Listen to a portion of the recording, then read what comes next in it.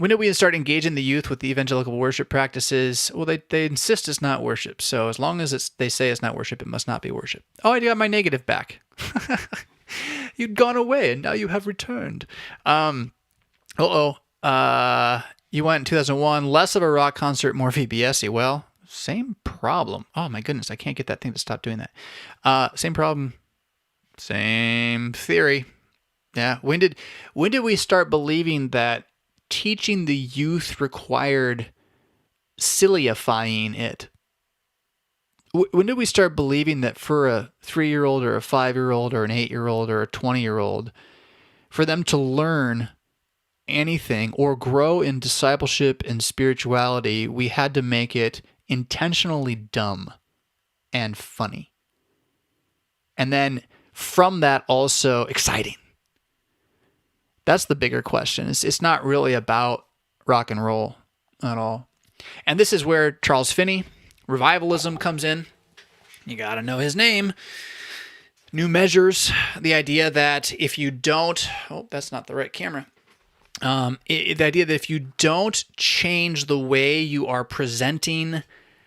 how do I say it? If you don't... If you do not correctly use the tools to manipulate the other human being, then there cannot be conversion. Now, I hate that. That's evil. Put that over here.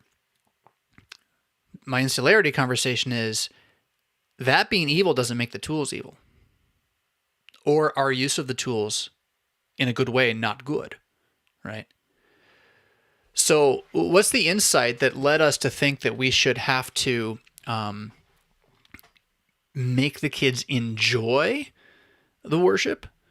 I mean, there's something there that isn't wrong.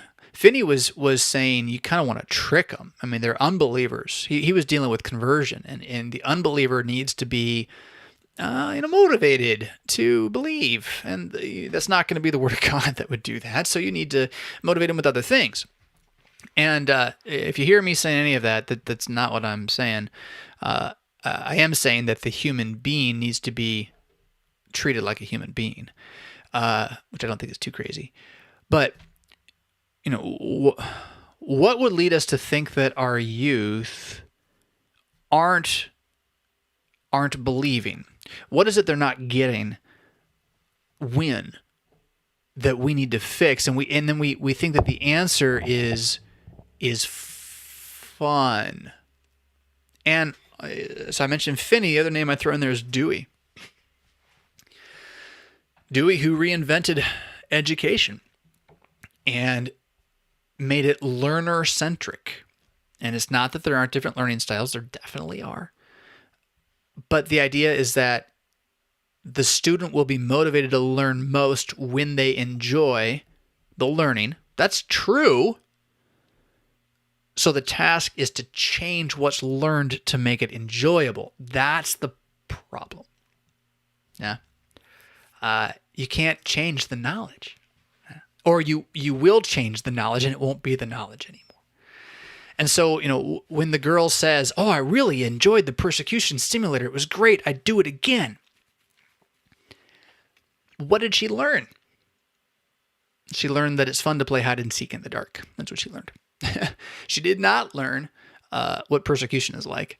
And she certainly did not learn that in a moment of total fear and dread, the only hope you have is that if you die, it's okay. You're going to rise again from the dead. She didn't learn that either.